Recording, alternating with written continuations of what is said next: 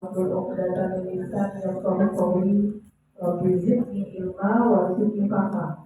Alhamdulillah binikmatil iman wal islam wa kafabil iman. Allah Subhanahu wa taala masih memberikan kita nikmat yang luar biasa, nikmat iman, nikmat Islam, bisa membaca maulid kepada Nabi Muhammad sallallahu alaihi wasallam, mempelajari ilmu syariat Nabi Muhammad sallallahu alaihi wasallam. Mudah-mudahan dengan perkumpulan yang baik ini Allah ampuni dosa-dosa kita, dosa orang tua kita, dosa guru-guru kita, kaum muslimin dan muslimat untuk Indonesia dan khususnya Palembang Salam. Allah berikan kepada kita iman yang kuat dan istiqomah sehingga dalam keadaan husnul khatimah bihalu wal afiyah, amin ya rabbal alamin. Sedikit oleh-oleh dari Bapak Nur yang di Jakarta kemarin. Bapak membahas tentang satu syair yang ada di dalam qasidah karangan dari Habib Abdullah bin Husin bin Qahir. Jadi Habib Abdullah punya putri namanya Hubabah Nur juga. Kenapa Hubabah Nur yang kemarin datang itu diberikan nama oleh Habib Muhammad Al-Hadar Nur? Supaya sesoleha anaknya Habib Abdullah bin Husin bin Qahir. Jadi Habib Abdullah bin Husin bin Qahir itu berpesan kepada putrinya, wahai Nur, ketahuilah sesungguhnya Allah itu memandang kepada hati, karena Allah itu memberikan cahaya dan ilmu itu di hati. Cahaya yang ada di hati itu memiliki tanda. Jadi apabila cahaya masuk ke dalam hati atau diberikan ilmu batin, maka itu ada tanda. Yang pertama, orang itu menjauhi dirinya dari tempat yang membuatnya tidur. Tidur itu kok lalai. Tempat-tempat yang membuat hatinya lalai itu dia jauhi, ke tempat yang membuat hidupnya atau amalnya itu kekal. Contohnya majelis taklim, majelis ilmu. Bahkan kemarin Ustaz Fatimah Muhammad juga bilang, seandainya majelis ilmu itu 1 hari 3 jam, 1 hari 2 jam, atau kemarin kita duduk sama orang soleh 5 jam, maka di akhirat nanti kita berharap lebih daripada itu. Karena itu layak kekal. Dan orang tidak akan dihukum, orang tidak akan masuk neraka dengan 2 sebab. Yang pertama, dia jadi pengajar ilmu agama, jadi orang alim, jadi orang yang ahli di bidang agama, atau dia jadi penuntut ilmu agama. Itu orang yang salah satu tanda orang yang tidak bakal disiksa atau masuk neraka. Walaupun sebentar. Dan yang kedua, cahaya yang ada di dalam hati itu, contohnya hati itu akan lapang, hati itu akan tenang, dan hati itu akan bahagia. Dia tidak mudah sedih, dia tidak mudah pada sumpah, dan dia tidak mudah ketakutan, terutama tentang urusan dunia. Apa urusan dunia? Apa itu dunia? Dunia itu segala sesuatu yang tidak kamu masukkan ke dalam kubur. Anak masuk dalam kubur. Anak, suami, rumah, jabatan, semuanya, bahkan baju itu tidak ada yang masuk kuburan, mobil tidak ada yang masuk kubur.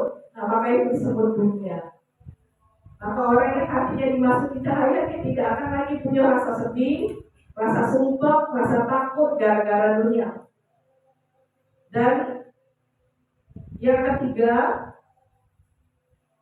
wahai Nur, kata Habib Abdullah bin Husin bin Qahir, sebaik-baik ibadah itu ibadah yang sedikit tapi kau lakukan istiqomah. Jadi ibadah yang sedikit tapi istiqomah itu jauh lebih baik. Kamu hadir majelis setiap minggu, seminggu sekali, seminggu 2 kali, itu lebih baik daripada hadir majelis Bapak kemarin seminggu tidak hadir majelis yang lain. Apa sih bedanya guru binazor sama guru ilmu? Enggak. Jadi guru bin Nazar itulah seperti Habib Umar, seperti Bapak Nur. Guru yang bisa kita lihat, dengan melihat dia, kita dijadikan sama Allah.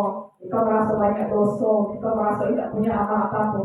Tapi mereka itu guru bin Nazar yang cuma bisa dilihat, nggak bisa didudukin, yang tidak bisa dirutinkan. Makanya nggak bisa kalian berstatus Bapak Nur, Murabiruh misalnya, atau Habib Umar Murabiruh. Nggak bisa. Murabi itu yang kamu duduk sama dia. Kita nggak pernah duduk sama Habib Umar. Saya nggak pernah duduk sama Habib Umar sama Bapak Nur, karena saya bukan duduk urusan dalam, tapi guru-guru saya urusan itu. Jadi intinya guru yang lazim yang kita dudukin itu manfaatnya lebih banyak dan lebih besar dibandingkan guru binazor. Walaupun melihat mereka di Instagram atau di YouTube, itu bisa berubah keadaan kita.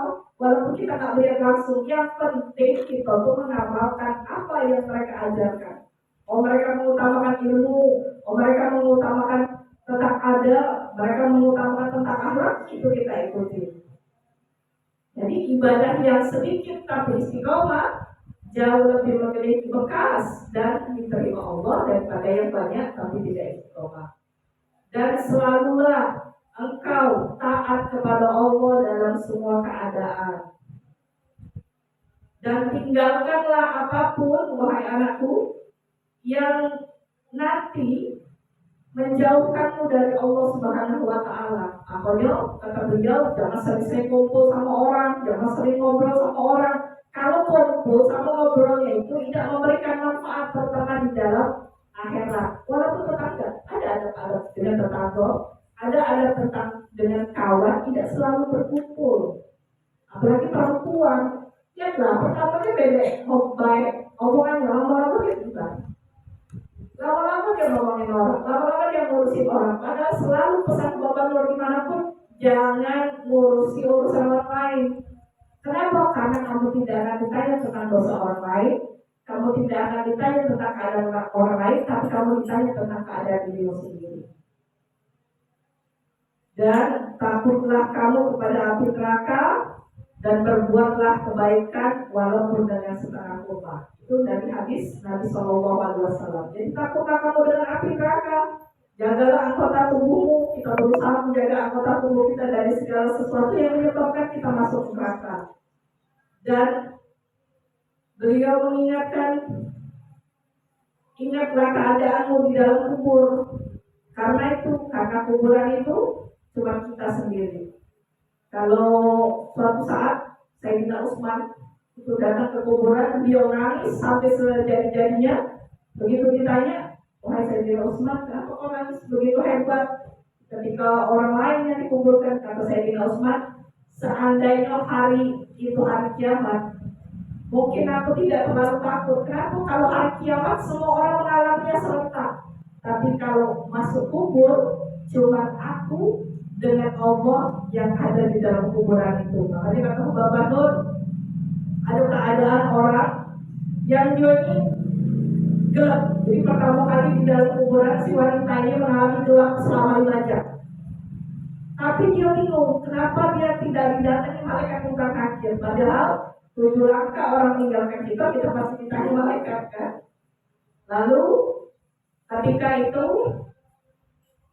wanita itu wanita solehah dan selama hidup di dunia dia ini beramal soleh, dia takut kepada Allah dan dia waktu masuk ke kuburan didatangi 2 makhluk yang bercahaya sampai kuburannya terang. Padahal dia selama 5 jam tadi dia bingung nungguin mana ada malaikat. Lalu ada datang 2 pemuda yang bercahaya sampai kuburannya itu terang. Kemudian si 2 pemuda yang bercahaya itu bilang, jangan takut, jangan khawatir. Berbahagialah engkau wahai para kekasih Allah. Siapa kalian? Sama perempuan tadi ditanya, siapa kalian? Kalian ini siapa? Oh kata mereka, malaikat itu berkata, kau tidak akan kesusahan, kau tidak akan mengalami kesusahan karena kami ini tidak akan pernah lepas daripadamu. Oh, terus ditanya siapa kalian? Kami adalah malaikat yang menemanimu selama di dunia. Kami yang menuliskan kebaikan-kebaikanmu, perbuatan-perbuatanmu, bacaan Al-Quranmu, saat kau hadir di majlis taklim, sholat-sholatmu, sedekah-sedekahmu, saat kau haji dan umroh, bagaimana kau rahmat kepada muslim, bagaimana kau baik kepada sesama muslim. Dan kami adalah sholat-sholat malammu, kami yang mencatat tentang qiyamul lailmu. Kami adalah malaikat yang akan membahagiakanmu sampai hari kiamat. Jadi ada orang yang tidak dibakar ditanya sama malaikat munkar nakir, tapi malaikat yang menjaga dia selama di dunia, yang malaikat itu berbahagia karena terima kasih kata malaikat itu. Jadi malaikat yang ada di samping kita berterima kasih. Sekarang terima kasih dengan semua amal ibadahmu. Kami tenang bersamamu di Ternyata malaikat yang bersama kita ini bisa bahagia dan bisa digambarkan dengan keadaan kita. Jadi kalau kita baca Quran, kalau kita qiyamul lail, kalau kita majelis ilmu, kalau kita menangis takut sama Allah, kalau kita berzikir, kalau kita sedekah, mereka itu merasa bahagia dengan amal kita dan mereka akan menemani kita di hari kiamat, dan mereka yang menghadapi muka nakir sampai muka nakir itu tidak berani bertanya. Maka kata Bapak Nur, ya Allah, mudahkanlah kami untuk menjawab pertanyaan-pertanyaanmu di alam kubur. Dan caranya kasih tahu sama Bapak Nur. Bagaimana caranya supaya selamat di kuburan? Yang pertama, kamu harus zuhud sama dunia. Zuhud itu apa? Zuhud itu bukan miskin, zuhud itu bukan capak-capik. Zuhud itu kamu tidak meletakkan cinta kepada dunia dengan berlebihan. Tadi tidak terlalu cinta sama suami berlebihan, tidak cinta sama anak berlebihan, tidak cinta pada harta berlebihan, tidak cinta pada dirimu berlebihan, tapi kau berusaha meletakkan cintamu kepada Allah, kepada Nabi Muhammad, pada orang-orang yang mengikuti Nabi Muhammad SAW. Itu lebih. Itu makanya tanda orang beriman itu orang yang mencintai Nabi Muhammad SAW lebih daripada dirinya sendiri. Jadi kita itu harus belajar mencintai dan mengikuti orang-orang yang cinta sama Nabi Muhammad SAW. Lalu apalagi kamu berusaha untuk ikhlas, redho, bersyukur dengan apapun keadaan yang Allah berikan padamu. Kita ini kan banyak hidup kita tidak sesuai dengan cita-cita kita. Banyaklah hidup kita ini tidak sesuai dengan apa yang kita inginkan. Apa yang kita inginkan kadang lebih banyaklah berbeda dengan apa yang Allah tetapkan. Tapi kalau kita ikhlas dengan apa yang Allah tetapkan untuk kita, maka hikmah itu akan datang. Apalagi kata Bapak Nur, karunia yang Allah berikan salah satu nomor satu yang hebat adalah hikmah. Hikmah itu orang yang mendapatkan pemahaman baik laki-laki atau perempuan sehingga tadi dia merasa bahwa hidupnya tuh baik-baik saja, bahagia. Kenapa? Karena dia merasa inilah pilihan Allah, inilah yang terbaik bagi Allah, ini yang terbaik bagiku dengan pilihan Allah. Makanya orang yang hikmah tadi apa? Kelihatannya susah, kelihatannya dizolimi orang, kelihatannya miskin, kelihatannya begini, tetapi hatinya itu selalu bersama Allah sehingga dia tidak pernah merasa sedih. Jadi ikhlas kepada Allah dalam semua keadaan, redho dengan ketetapan Allah, walaupun apa yang ditentukan oleh Allah itu tidak sesuai dengan apa yang kita pengen dalam hidup ini. Dan senantiasa engkau berusaha beribadah kepada Allah dan tinggalkanlah bantalmu. Kata Bapak, tinggalkanlah bantalmu, maksudnya tempat tidurmu, terutama di sepertiga malam yang terakhir. Walaupun setengah jam sebelum subuh, walaupun setengah jam sebelum azan subuh itu baru bangun, kau tetap mempergunakan malam-malam yang terakhir, karena itu sepertiga malam yang terakhir untuk ingat kepada Allah, berzikir, mohon ampun. Dan jangan kau lupakan sedekah. Jadi sedekah itu termasuk amalan yang akan diminta oleh ahli kubur. Di dalam surah Al-Munafiqun, salah satu orang bangun dari kubur itu seandainya dia dibiarkan hidup cuma 1 menit, selain dia minta untuk duduk di majelis ilmu karena dia tahu pahalanya, dia akan minta hidup untuk sedekah, walaupun sedekah itu 1.000-2.000. Jadi sedekah itu bisa menyelamatkan. Dari mana? Kisah sedekah yang setengah kurma itu Nabi punya khodam. Nabi SAW dengan Sayyidah Aisyah punya khodam. Khodam itu khodimat, pembantu. Jadi Nabi menyuruh Sayyidah Aisyah memberhentikan khodamnya, dibayarlah dengan 2 kurma. Jadi kata Nabi SAW bilang sama Sayyidah Aisyah, wahai Aisyah, tolong berhentikan khodam kita, ini bayar 2 kurma. Jadi khodam itu makan setengah kurma.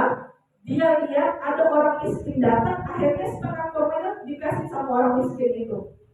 Secepat kilat malaikat datang sama Nabi SAW. Padahal dia udah pergi keluar ke rumah Nabi, keluar dari rumah Nabi kan.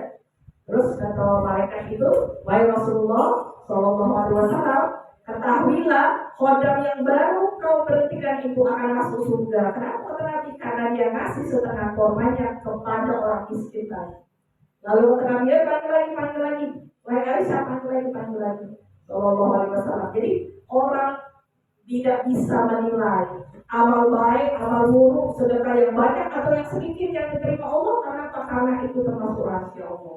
Jadi tidak boleh menyepelekan sedekah yang kelihatannya sedikit. Apa yang kita lupakan justru itu amal yang diterima oleh Allah. Ada orang bersedekah, tiap hari dia harus menjamu makan. Tiap hari dia ngajak orang makan. Tapi karena hari itu musim dingin, tidak ada yang tunggu dari pagi sampai sore, tidak ada yang bisa diajak makan. Akhirnya gandum yang mau dia sedekahkan itu, roti gandum yang dia mau sedekahkan, dia lempar dari jendela dan dia cuma punya sekilas dimakan sama keledai. Dan dia merasa harinya aku tidak bersedekah, padahal setiap hari aku ngasih makan orang. Begitu dia meninggal, dia masuk kubur, pahala yang pertama yang Allah tampakkan besar, yaitu ketika dia sedekah tidak sengaja dengan keledai itu. Jadi sedekah yang salah satu yang diterima adalah yang kita lupa. Kenapa? Kalau kita ingat dengan sedekah itu, bisa jadi ada unsur sedikit yang belum ikhlas kepada Allah. Semoga yang kedatangan Ubah Bahrul dan Habib Umar semua yang datang wali-wali ke Indonesia membawa keberkahan untuk kita, terutama kita semakin semangat majelis taklim, semakin menuntut ilmu, semakin semangat untuk mendekatkan diri kepada Allah. Karena itulah hikmahnya kebayang nggak kalau kita di dunia ini desak-desakan kayak itu. Kayak mana kita masuk pintu surganya Allah dari pintu yang mana? Mau cari jalan apa? Di dunia itu baru merasa dunia itu berjuangnya seperti itu. Saya cuma merasa jadilah ya Allah di MPR surga, jadilah. Yang penting ada suaranya orang soleh. Yang penting orang soleh itu kenal sama saya. Kok saya tidak perlu salaman dengan Bapak Nur, walaupun saya bisa duduk depan. Saya tidak perlu Bapak Nur kenal dengan nama saya, wajah saya. Tapi saya yakin seperti Nabi Muhammad SAW kenal sama saya. Kenapa? Karena saya mengamalkan sunnah-sunnah Nabi yang diajarkan oleh mereka. Di dunia dan di akhirat mereka pasti kenal dengan saya. Itu kan, jadi kita punya adab itu harus dijaga, jangan sampai menyakiti sesama muslim. Karena apa? Menyakiti sesama muslim, kemarin Bapak bilang itu dosanya sangat besar. Menyakiti sesama muslim itu dosanya sangat besar. Tapi membahagiakan seorang muslim, ngasih makan sama seorang muslim, satu orang kelaparan, itu lebih hebat daripada membangun masjid, lebih hebat daripada ziarah ke Baitullah. Jadi kita tidak bisa beribadah itu dengan nafsu. Tidak bisa ibadah itu dengan nafsu. Kenapa? Karena hawa nafsu itu akan menjatuhkan nilai ibadah. Itu ada ayat, saya maulid sama Habib Umar di Istiqlal, di Cidodo sama Habib Muzir, itu udah campur. Saya biarkan Habib Muzir, semoga kita semua dapat berkah beliau. Membadala zikru bada, balai sakitana, wahab dan laduka, rahmatuna kata wahab. Rabbi awzini ashkura kata lagi an'amta alayya wa ala walidayya wa ma sallallahu wa sallam rahmatika bi tasawwurin. Rabbana atina fid dunya hasanah wa fil akhirati hasanah wa qina adzabannar. Wa sallallahu ala sayyidina Muhammad wa ala ali sayyidina Muhammad. Subhana rabbika rabbil izzati amma yasifun wa salamun ala mursalin walhamdulillahi rabbil alamin. Doa.